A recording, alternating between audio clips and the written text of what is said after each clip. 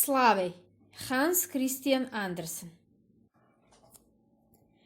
Во Кина, сигурно знаеш, царот е кинез и сите околу него се вистински кинези. Тоа било одамна, пред многу години, но токму заради тоа треба да се раскаже приказнава, за да не ја заборават сите. Царскиот дворец бил нешто најубаво на светот. Целиот бил направен од најскап порцелан, тенок и нежен, таа ако го фатиш чиниш ке се распарчи на 1000 парчиња. Дворецот се наоѓал во прекрасна градина во која растеле чудесни цвеќиња. За најубавите цвеќиња биле врзани сребрени звончиња и кога дувкал ветер, цвеќињата се нишале, а звончињата звонеле. Никој не можел да помине, а да не ги забележи најубавите цвеќиња. Ете што ти измислиле. Градината била голема. Толку голема, та дури и главниот градинар не знаел до каде се протега. А веднаш од неа почнувала густа шума. Шумата допирала до самото сино море. Под нависнатите гранки на шумата пловеле големи кораби. Во таа шума, до самиот морски брег, живеел еден Славеј. Тој пеел толку убаво, та дури и сиромашниот рибар, кога го слушал, ги заборавал своите маки и неволи. Ах, колку убаво пее, велел рибарот и воздивнувал, влечејќи ги пак мрежите се до идната ноќ. А кога ќе дошла ноќта, тој пак како маѓепсан го слушал Славејат и се едно велел. Ах, колку убаво пее. Од цел свет доаѓале патници во царскиот град. Сите се восхитувале од царскиот дворец и прекрасната градина. Но штом ќе го чуеле Славејот да пее, велеле: ова е најубаво од се. На враќање дома, патниците раскажувале за се што виделе. Учените го опишувале царскиот град, дворецот и градината, не заборавајќи да го споминат и Славејот. А поетите, во чест на крилатиот певец, што живеел во кинеската шума покрај брегот на синото море, испеале прекрасни стихови. Книгите го поминеле целиот свет и така една дебела книга дошла и до кинескиот цар. Тој седел на својот златен трон, ја читал книгата и нишал задоволно со главата. Се радувал на прекрасните опуси на дворецот и градината. Но на последната страна на книгата царот прочитал: во Кина има многу убави работи, но најубаво од сите работи е едно малечко пиле по име Славеј, кое живее во шумата, близу до царската градина. Им советувам на сите без друго да појдат во Кина за да го чујат Славејот како убаво пее. Што е тоа? Рекол царот, станувајќи од тронот и затворајќи ја книгата. Не го познавам јас тој Славеј, зар има такво пиле во моева царство и уште во моева градина? Никогаш за него не сум чул. Ете, требаше од туги книги да разберам за него. И нареди веднаш да го повикаат неговиот прв министар. Министерот бил мошне воображен. Кога ќе проговорил некој малку подолен од него или кога ќе го прашале, само веле: П. А потоа речеше: ништо, не значи. Јас прочитав во една научна книга дека сме имале едно прекрасно пиле по име Славеј, му рекол царе на својот министер. Него го сметаат за нешто најинтересно во моево царство. Зошто до денеска да не ми реферирате за тоа пиле? Честити царе, одговорил првиот министер и му се поклонил на царот. Јас дури не сум чул за него, тој никогаш не му бил представен на дворов. Цел свет да знае дека имам такво ретко пиле, само јас да не знам, се разлутил царот. Сакам вечерва да дојде и да пее пред мене. Ќе го побарам, ваше величество, рекол првиот министер.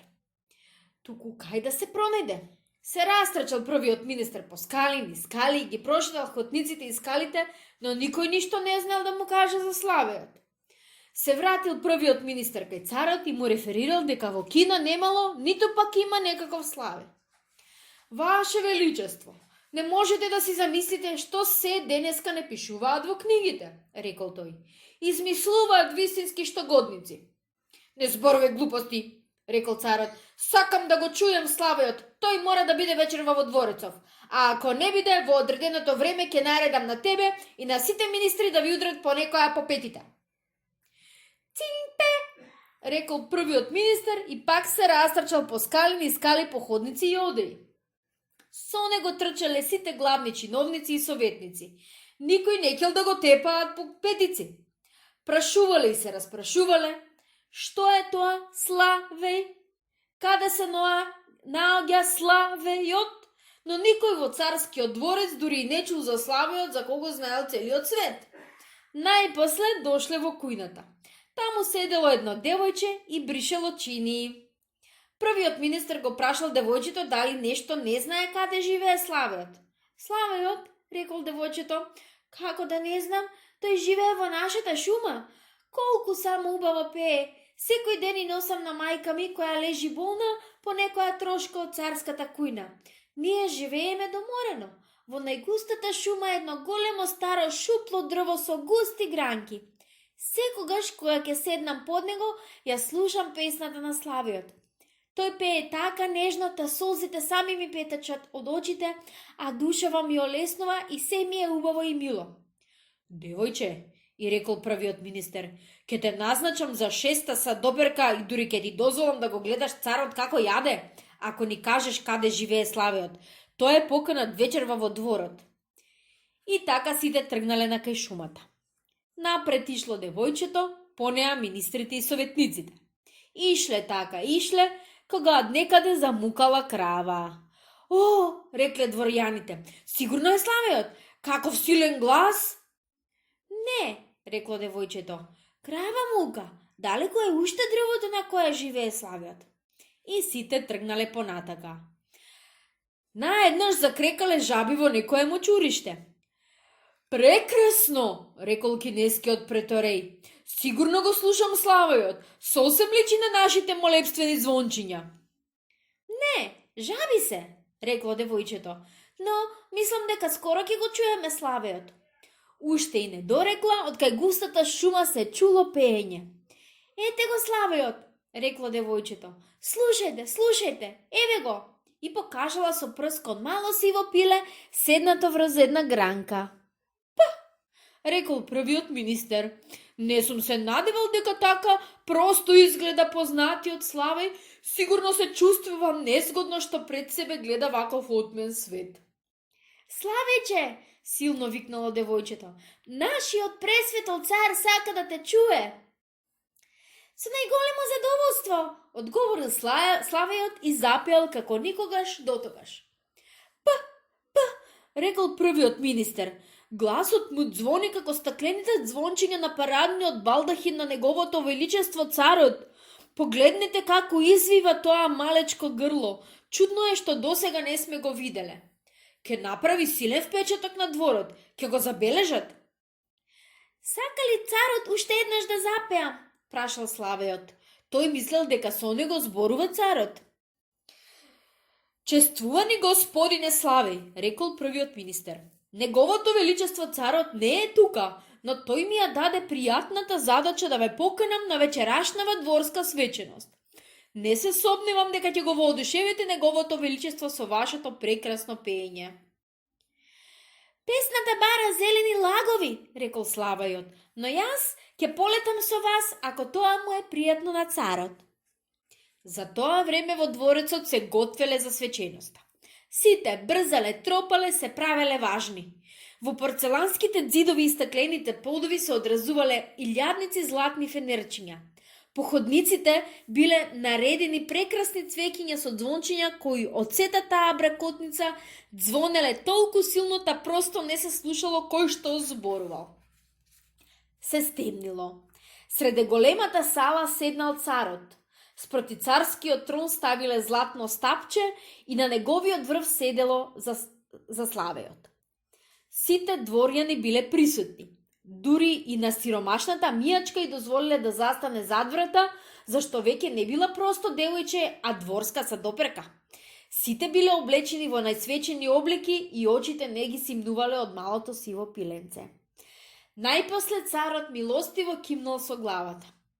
И Славејот запеа. Пеел така нежно, така убаво, та дури на царот му се стракалале неколку солзи по образите. Тогаш Славеот запеал уште посилно, уште понежно и чиниш срцето ќе ти го пара од убавина. Кога престанал да пее, царот рекол дека му ја подарува на Славеот својата златна чевла да ја носи на шија. Но Славеот се заблагодарил и откажал. Јас сум веќе награден, рекол Славеот. Видов солзи во очите на царот, што сакам повеќе? И пак се разнел неговиот прекрасен глас. Ова е волшебно, извикувале дворските дами надпреверувајќи се.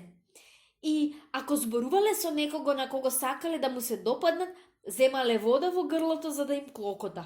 Сите си вообразувале дека така ќе прилегаат на Славеот. Славеот го ославиле во дворот и му одределе одделна соба. 2 пати дење и еднаш ноќе му одобриле да се шета на слобода. Му поставиле 12 слуги и секој од нив држал по една златна пандалка врзана за ногата на Славеот. Кутриот Славе, каква слобода кога нозите ти се врзани со 12 пандалки, па макар биле и од злато. Целиот град зборувал само за убавото пиле и ако на улица се сретнале двајца пријатели, едниот нив велел: Сла, вториот продолжувај, веј, а третиот свршувал: че, а потем тројцата испуштале длабоки воздишки и гледале кон небото.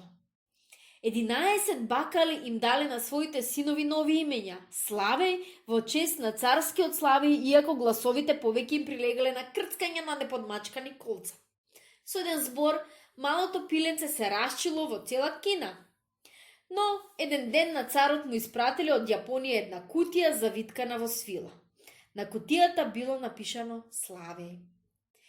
Еве ни нова книга за нашево славно пиле, рекол царот. Ја отвориле кутијата, но наместо книга виделе кутивче, украсено со украси, а во кутивчето лежал вештачки Славе.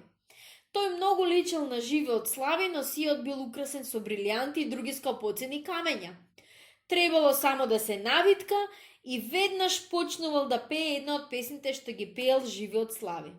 При тоа, опашката му се дигала и спуштала и сета светела од злато и сребро. На шијата му висела панделка, а на пенделката пишувало: Славеот на јапонскиот цар е ништо во споредба со славеот на кинескиот цар. Каква убавина, рекле сите, а човекот што го денел вештачкото пиле веднаш добил чин и звање царски снабдувач на Славеј. Сега нека запеат заедно, решил царот.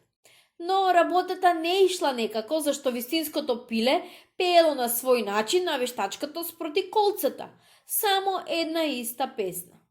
Тогаш го навиткале вештачкиот Славе да пее сам.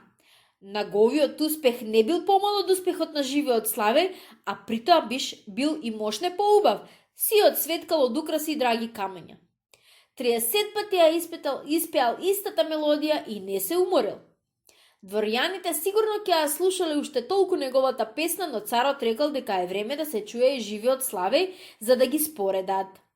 Тогаш сите се свртели и погледнале на кај златното стапче. Но Славеот не бил таму. Каде отишол? Никој не забележал кога низ отворениот прозор одлетал во својата зелена шума. Како можело тоа? Рекол царот, и сите дворјани почнале да го кудат и озборуваат Славеот како крајно неблагодарна животинка. По-доброто пиле ни остана, зборувале сите, и вештачкиот Славе морал да испие својата единствена песна по 34 пат. Дворскиот диригент постојано го фалел вештачкото пиле и тврдел дека е многу подобро од живото, и по убавина, и по глас. Си ја земам слободата да тврдам, честити царе, и вие, многу почитувани господа, дека предностите на вештачкиот Славе пред живиот Славе се неоспорни.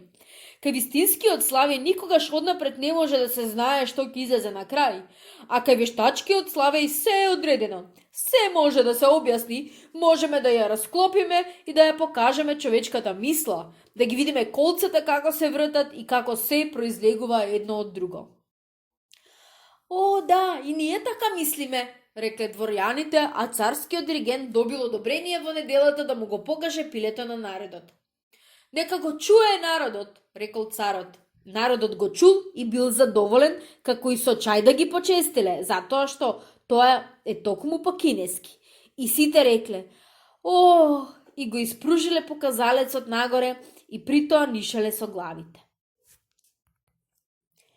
Но сиромашните рибари што го слушале живиот Славе рекле, не е лошо, дури мелодијата личи, само сепак нешто недостигнува, а што не знаеме. За тоа време царот издал наредба, потврдена со најголемиот царски печат.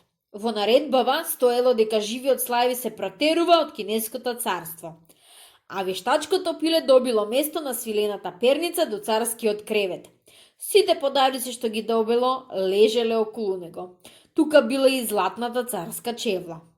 Сега веќе и звањето му пораснало, го унапределе за врховен попладневен песнопоец. На ранг листата бил на прво место од левата страна, зашто царот ја сметал левата страна за погосподзвена, бидејќи од таа страна се наоѓа срцето, кое кај царот е од левата страна. Научниците напишале дело во 25 свески, се за вештачкото пиле. Делото било толку научно и толку долго, искитено со најтешки кинески зборови, да сите велеле дека го прочитале и разбрале зашто и некои ќе ги сметале за глупави, а можело да ги најде и по некоја по петици. Така изминала цела година. И царот, и дворецот, и дури целиот град ја научиле мелодијата напамет и затоа сега уште повеќе им се допаѓала, зашто можеле и самите да си подпевнуваат, па тоа и правеле. Децата по улица пееле цинцелин, клок-клок-кло, дури и царот си подпевнувал понекогаш цинцелин, клок-клок-кло. Каква убавина! Ама една вечер, кога вештачкото пиле пеело најубаво, а царот лежал в постела, сиот напнат од слушање, нешто во пилето направило цак и сите колца излетале надвор. Веднаш потоа музиката престанала. Царот скокнал од постела и заповедал да го повикаат неговиот личен лекар. Но, што можел тој да стори? Никогаш не лекувал Славеј, ни живи, ни вештачки. Тогаш го повикале часовничарот. Тој го раставил пилето на делови и долго ги гледал колцата и оските. Потем одвај некако успел да го среди, да го направи пилето, само рекол дека треба да се штеди, зашто оските му биле излижани, а нови немало од каде да стават. Ете ти белја. Сите биле многу натажени. Царот издал нова наредба во која стоело дека првиот царски певец може да пее еднаш годишно и тоа за малку време.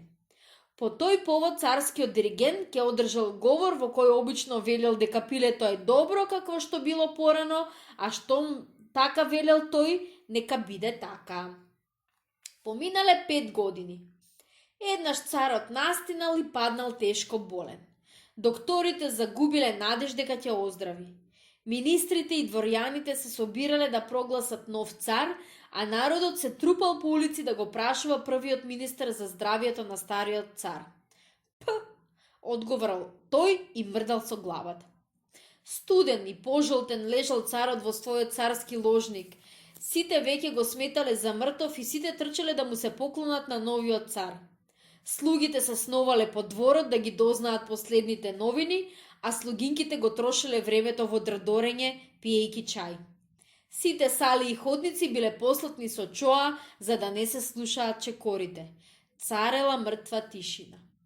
Но царот уште не бил мртов, иако лежал вкоченет во својот прекрасен ложник, покриен со долги кадифени пердиња и скитени со тешки златни реси.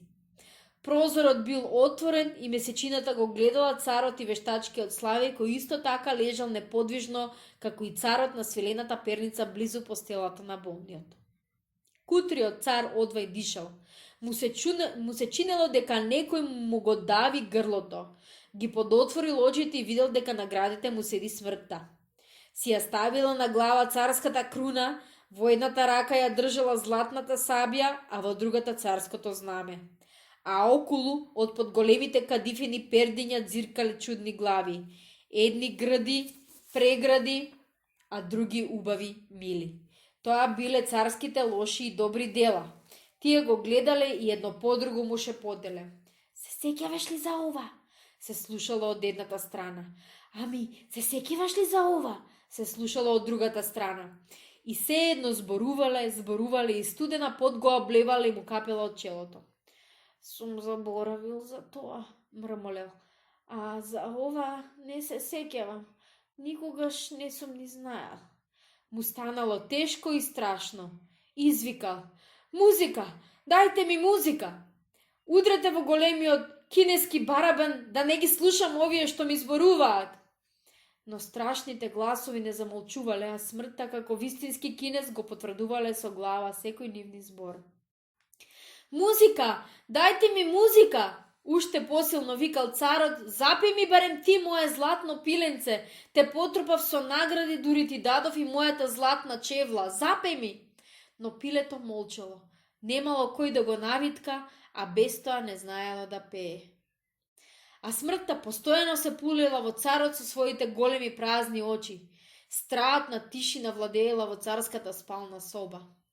Но тогаш долетела низ прозорецот песна најубава. Малото живо славеќе се огласило седнато на гранка. Го дочило својот царски цар и долетало да му испее една утешна песна и надежна. И како пеело, привиденијата полека исчезнувале, а крвта се побрзо струела низ изнемоштената царева снага. Смртта го слушала Славиот и само повторувала: Пеј, Славеќе, пеј уште.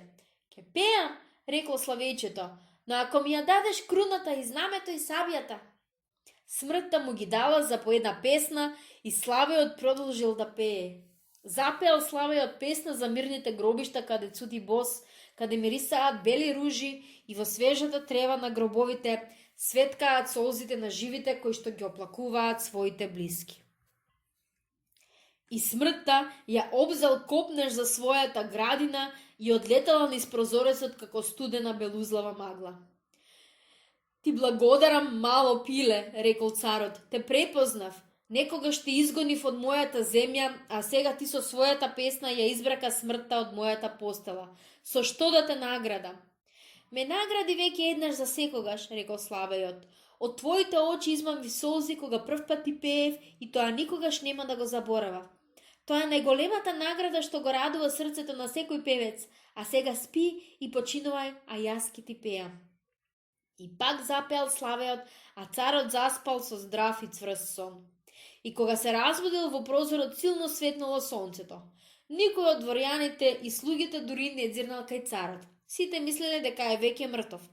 Само Славиот не го оставил болниот. Тој стоел зад прозорецот и пеел поубаво од секогаш.